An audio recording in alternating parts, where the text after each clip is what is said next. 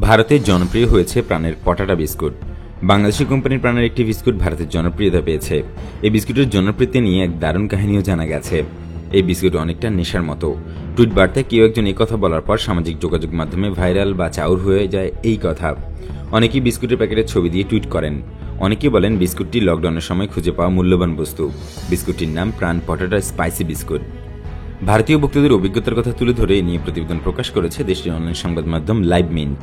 ভোক্তাদের ভাষ্য, বিস্কুটটি নিয়ে সামাজিক মাধ্যমে হাইপ তৈরি হয়েছে। স্বাদে ও মানে বিস্কুটটি অক্ষরে অক্ষরে সেরকম। বিস্কুটে আলুর স্বাদ মিলে যথেষ্ট। অত্যন্ত পাতলা এই বিস্কুট বাস্তবে বিস্কুট ও চিপসের সমন্বয়। মিষ্টি নোনতা গন্ধ মশলাযুক্ত এই বিস্কুটকে উপমহাদেশীয় স্বাদের আধার হিসেবে উল্লেখ করা হয়েছে ওই প্রতিবেদনে। প্যাকেটজাত কোনো খাদ্য সামগ্রী কেন এত জনপ্রিয় হয়? এ প্রসঙ্গে প্রতিবেদনে বলা হয়েছে, কিছু কিছু জিনিস মানুষকে অতুলনীয় স্বাদ দেওয়ার পাশাপাশি স্মৃতিকাতর করে ফেলে।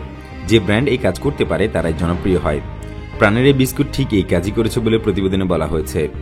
ভারতে কোকা-কোলা, আমুল বাটার, হলদিরামের আলু ভুজিয়া ইত্যাদি ব্র্যান্ড এই কাজ করতে পেরেছিল।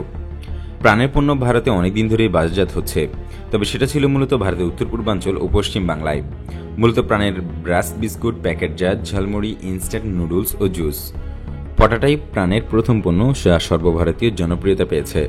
পশ্চিমের জয়পুর থেকে শুরু করে দক্ষিণের বেঙ্গালুরু পর্যন্ত সব বাজারেই এখন পটাটা মেলে।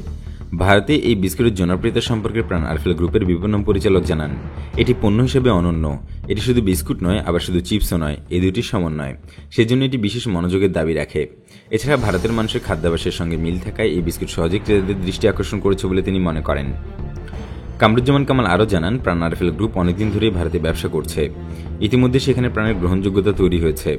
ফলে পরিচিত ব্র্যান্ডের নতুন পণ্য মানুষ সাদরে গ্রহণ করছে। এই বিস্কুট বর্তমানে ভারতের 13 থেকে 14টি রাজ্যে পাওয়া যাচ্ছে বলে জানান তিনি।